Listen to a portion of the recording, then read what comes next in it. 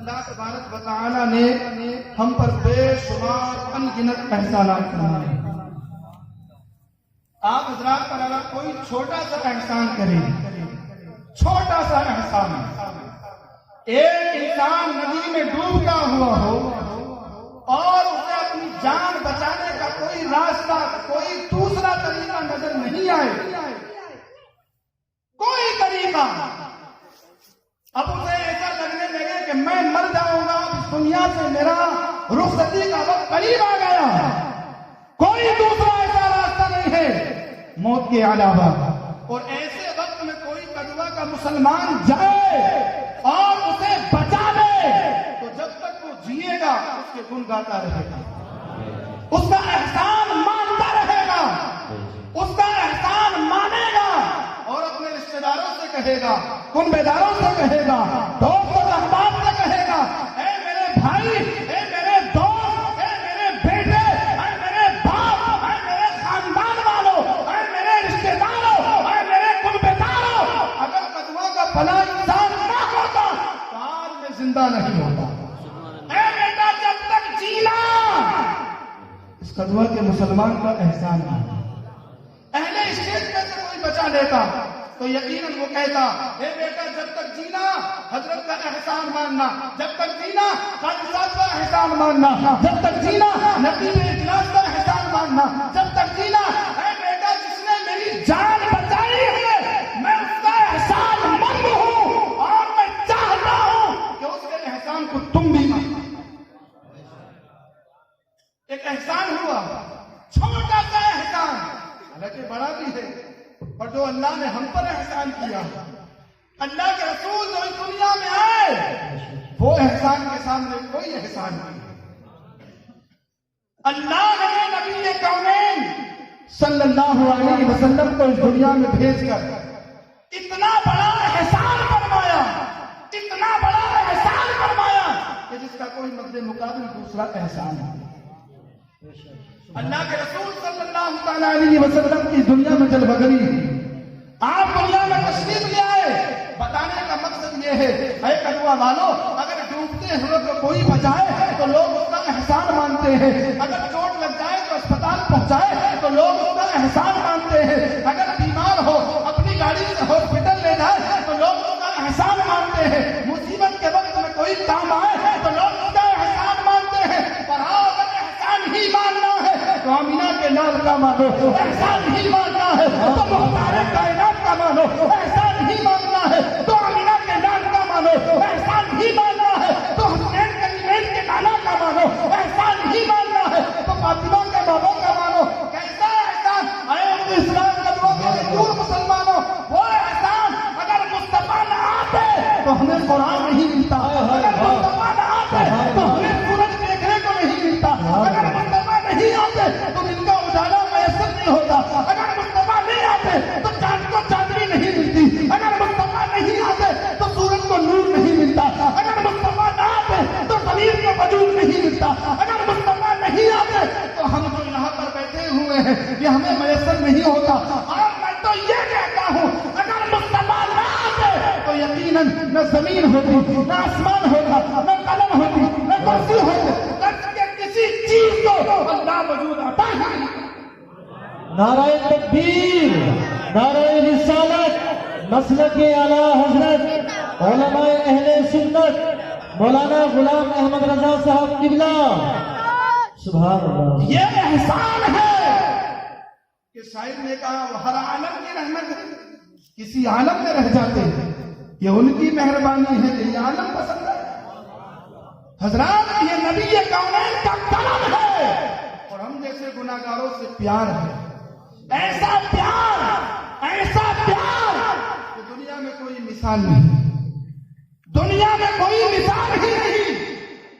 آپ اپنی اولاد سے زیادہ ہم سے پیار کرتے ہیں، آپ اپنے باپ سے زیادہ ہم سے پیار کرتے ہیں، آپ اپنے رشتہ داروں سے زیادہ، کنبے داروں سے زیادہ مصطفیٰ اپنی امت سے پیار کرتے ہیں. تمام سے زیادہ مصطفیٰ اگر پیار کرتے ہیں وہ اپنی امت سے کرتے ہیں. اے میرے دوستو کتنا پیار کہ اللہ کے رسول صلی اللہ تعالی علیہ وسلم ابھی آمد نہیں ہوئی ہے. اللہ نے سب سے پہلے ہمارے نبی کے نور کو بنایا اور آدم سے لے کر عیسیٰ تک اللہ نے نبیوں کو بھیجا. اعلان کرتے رہے, اللہ کی وحدانیت کا اعلان کرتے رہے, لوگوں کو بتاتے رہے میں نبی ہوں, میں رسول ہوں, اللہ ایک ہے. مثال کے ساتھ آپ کو بتاؤں, قاضی صاحب کے پاس ایک شخص گیا, حضرت عید کا چاند ہو گیا ہے, رمضان کا چاند ہو گیا ہے. حضرت نے پوچھا تو نے دیکھا؟ کہا نہیں حضرت دیکھا نہیں ہے, یقین ہے کہ چاند ہو گیا ہے. اب میں ٹھیک ہے ابھی اعلان نہیں کروں گا. دوسرا شخص آیا, حضرت چاند ہو گیا, کہا دیکھا؟ کہا نہیں ابھی دروازہ کھلا کے اعلان نہیں کروں گا, ابھی آنے دو. تیسرا آیا, چوتھا آیا, ٹائم گزرتا گیا, وقت گزرتا گیا, ابھی اعلان. مؤذن کہتا قاضی صاحب دروازہ بند کر دوں. مولانا فخر الدین صاحب سے کہا, مؤذن کہتا دروازہ بند کر دوں. کہا نہیں ابھی آنے دو, ابھی آنے دو. ہو سکتا ہے کوئی دیکھنے والا ہے, ہو سکتا ہے کوئی دیکھنے والا ہے, آنے دو. ایک آیا, باشرا ہے, نمازی ہے, متقی ہے, پرہیزگار ہے. کہا حضرت چاند دیکھا ہے؟ کس لیے آئے ہو؟ کہ حضور اعلان کر دیجیے. کس لیے؟ کہ چاند کے تعلق سے. چاند دیکھا ہے یا سنا ہے؟ کہ نہیں حضور میں نے دیکھا ہے. اعلان کر دیا گیا, دروازہ بند کر دیا گیا. اب کسی کی ضرورت نہیں ہے, دو لوگوں نے شہادت دے دی ہے, اس لیے اعلان کر دیا گیا.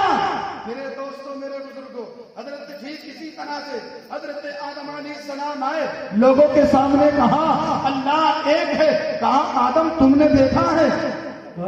اے آدم تم نے دیکھا ہے؟ ابھی جواب یہ نہیں دیا کہ ہاں میں نے دیکھا ہے. شیر سے پوچھا گیا, شیر علیہ السلام نے اعلان کیا کہ اللہ ایک ہے, میں اللہ کا نبی ہوں. کیا آپ نے دیکھا ہے, سنا ہے؟ مجھے یقین ہے کہ اللہ ہے, اللہ ہے. اسی طریقے سے نبیوں کا سلسلہ آتا رہا, جاتا رہا, آتا رہا, جاتا رہا. حضرت نوح علیہ السلام نے کہا اے لوگوں نے کہا دیکھا ہے, سنا ہے اور مجھے یقین ہے. سلیمان علیہ السلام نے بھی یہی جواب دیا.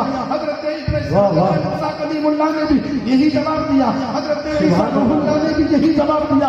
حضرت ابراہیم خلیل اللہ نے بھی یہی جواب دیا. حضرت اسماعیل ذبیح اللہ نے بھی یہی جواب دیا. حضرت سلیمان بھی یہی جواب دیتے ہیں. حضرت یوسف بھی یہی جواب دیتے ہیں. حضرت یعقوب بھی یہی جواب دیتے ہیں. حضرت زکریا بھی یہی جواب دیتے ہیں. حضرت یحییٰ بھی یہی جواب دیتے ہیں. پوچھا گیا اس نبی کا یہی جواب ہے. جب مختار کائنات کی باری آتی ہے, آمینہ کے لال کی باری آتی ہے, سیدنا مکہ کی باری آتی ہے, تمہارے اور میرے آقا کی باری آتی ہے. پوچھا گیا یا رسول اللہ آپ کہتے ہیں اللہ ایک ہے, آپ نے سنا ہے یا آپ کو یقین ہے؟ تو مختار کائنات فرماتے ہیں وہ آدم تھے, وہ نوح تھے, وہ ابراہیم تھے, وہ شیش تھے, وہ اسماعیل ذبیح اللہ تھے, وہ ابراہیم خلیل اللہ تھے, جنہوں نے یقین کے لیے کہا. آپ اعلان فرماتے ہیں میں نے سنا نہیں, اپنی آنکھوں سے دیکھا. نعرہ تکبیر, نعرہ رسالت, مسلک اعلی حضرت, علماء اہل سنت, نعرہ تکبیر. سبحان اللہ, سبحان اللہ. آپ نے فرمایا کہ میں نے سنا بھی ہے اور اپنی آنکھوں سے دیکھا بھی ہے. اب نبوت کا دروازہ بند کر دیا. جب دیکھنے والا آ گیا تب سننے والے کی ضرورت نہیں, نبوت کا دروازہ بند کر دیا گیا. آپ کہتے ہیں کہ نبی نے کیسے دیکھا؟ میرے دوستوں, میرے بزرگوں, شارٹ کٹ میں بتاتا چلوں. اللہ کے رسول صلی اللہ علیہ وسلم کو اللہ نے اس وقت میں بنایا جب کب نہیں تھا. نہ زمین, نہ آسمان, نہ شجر, نہ حجر, نہ زمین, نہ زمان, نہ مکی, نہ مکان, نہ چنی, نہ چنا. کائنات کا وجود ہی نہیں تھا جب اللہ نے اپنے نبی کے نور کو بنایا. سبحان اللہ. اللہ نے اپنے قرب خاص میں رکھا. جب تک چاہا سوال پیدا ہوتا ہے تصورات کی دنیا میں, مولا تم نے نبی کو بنایا جب تک خدا ایک ہے, خدا کے علاوہ کوئی نہیں.